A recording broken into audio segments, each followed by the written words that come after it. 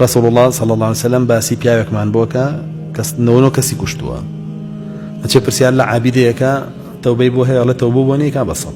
يعتي إنسان كتنوتيج به بچی دروسه به بوی کلام نالیا زور لیبی هر کس لام نالیا بزور و بلدان همشتکی بیکرابه که جورج به و ازانی عدل هر بزور و بلدان چسبه ها طبيعتي نازانه بقصي خوشي چسبه و به تو ربونیش برپا به جاء عمر كوني خطاب رضا رحمة الله عليه بباسي خويكا فرمي باوكم زور ليام لسر شواني كيشم بوكم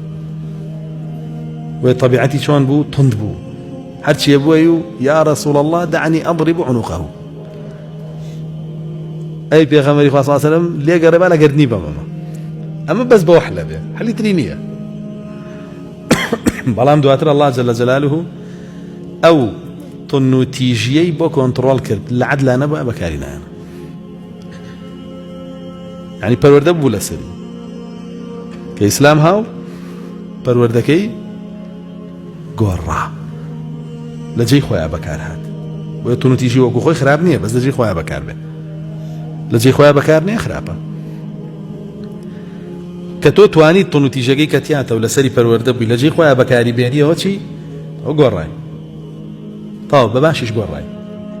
چونك مقابلي تو كسيك تنوتيجي تيانيه بغيرته غيرتي ويج نازوله باشا ها اقداري بن و بيسي بويه تنوتيجي تادروس كي بپرورده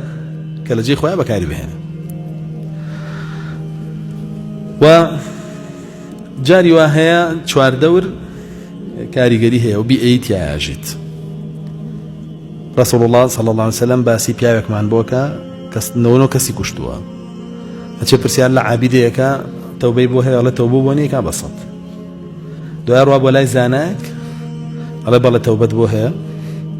بلام مرجي توبك أويا لنا أو شارع درشي بشي تفلانا شار بجيت لبرو شاري توي تيابوي بيئيكي تيبو خراب بو قوميكي سوء بو قوميكي سوء بو توش لنا ويانا بخراي پروردم لو بيئي درشو برو بيئيكي باش فلانا جيغا قومك ليه قومك صالحا اذهب وتعبد الله معهم برو لقالوان تعبدك اويك هر اواندا اكويت ريبر ورقا كنا قال للرقا وفاتك شنك ويستي هبو طبعي خوي بقوري كوفاتك هدو جوري ملايكين السري هي عذاب الله من ايبم هي رحمتي جل من ايبم بيبقى مناقشان الله جل جلاله جبريل ان يري فرمي برو الزاويه كبه ولا نيواني انا لكام يانو نزيق بو با ملائكه وبيبا زاويه كابيون يك بست لزاوي شاكا كانوا نزيك ملائكه رحمه ايبا ها بس ميل بو شاكا هبي قوري لسري شي بروي خو رحمه بيك لروايتها هاتوا فرمي زاويه كان يكسان بون الله جل جلاله فرماني كروتي بو دور كورو بمشي ود نزيق برو بس يك فرقي كدو ملائكه رحمه برد بيئه زود دوليها قوم كلنا يا بجيتو هرسو كودكي